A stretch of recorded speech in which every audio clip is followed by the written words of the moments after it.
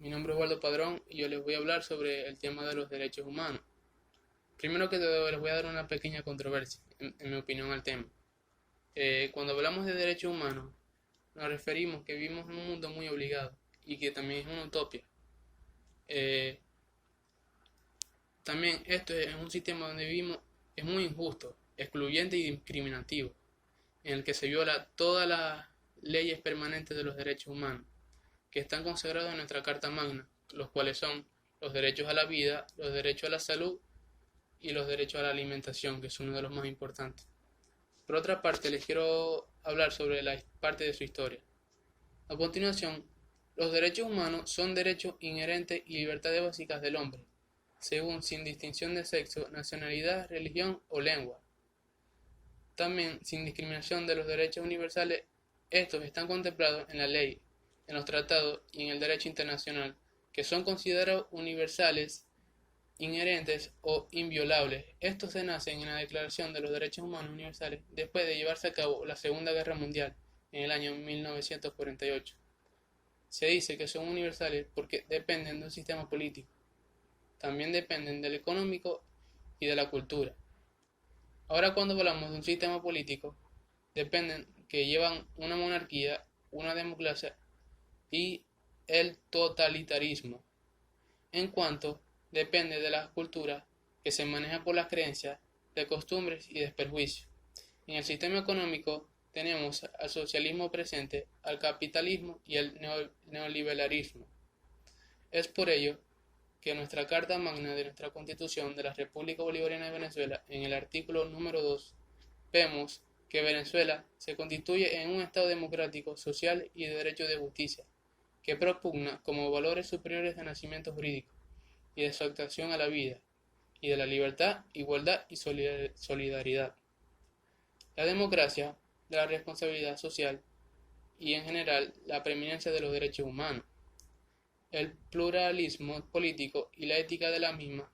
Se mencionan varias acciones en los mismos de progresividad en el artículo 19 de la Constitución Bolivariana de Venezuela, que en los derechos humanos son garantías y deberes que podemos ver en el artículo 19 de la República Bolivariana de Venezuela.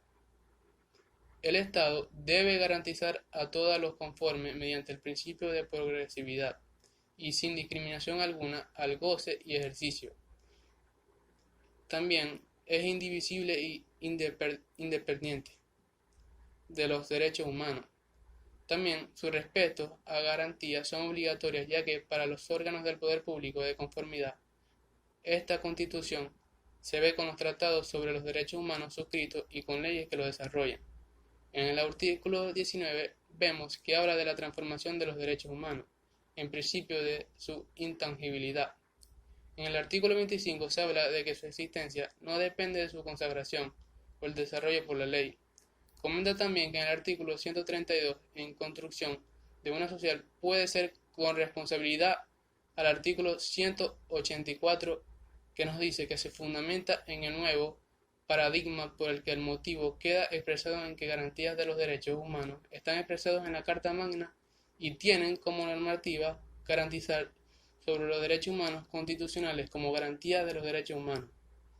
También tienen como reclamar en juicio nuestro derecho de poder, en nuestras propias palabras, ya que esto abarca nuestra Constitución para los crímenes internacionales, ya bien sean que tengamos a la Corte Interamericana de los Derechos Humanos creados en el año 1879 y está compuesta por 7 jueces nacionales que son miembros de la OEA, ya que el JUS es un título personal entre los juristas y es la más alta autoridad moral reconocida en materias de competencia con los derechos humanos, lo cual se une en condiciones requeridas para el ejercicio de las más elevadas funciones judiciales, que estos están organizadas de autonomía. Por otro lado, está la Corte Penal Internacional, que es el Tribunal Supremo de Justicia, que es muy permanente para las personas acusadas de cometer crímenes del genocidio, de guerra, de agresión e ilesa humanidad. Esto no forma parte de las Naciones Unidas y se encuentra ubicada en los Países Bajos, y por otra parte tenemos los delitos contra el patrimonio público, que también la corrupción, que no son más que hechos delictivos en perjuicio del Estado, por funcionarios públicos que en el ejercicio de sus funciones, en algunos casos, pueden ser muy perpetrados por los particulares y contra particulares. En estos casos vemos que la víctima es el Estado. Y ya para concluir, en este breve cierre, quiero dar la información que indica de un pensamiento de Nelson Mandela, que dice que negar a la gente sus derechos humanos es desafiar su propia humanidad.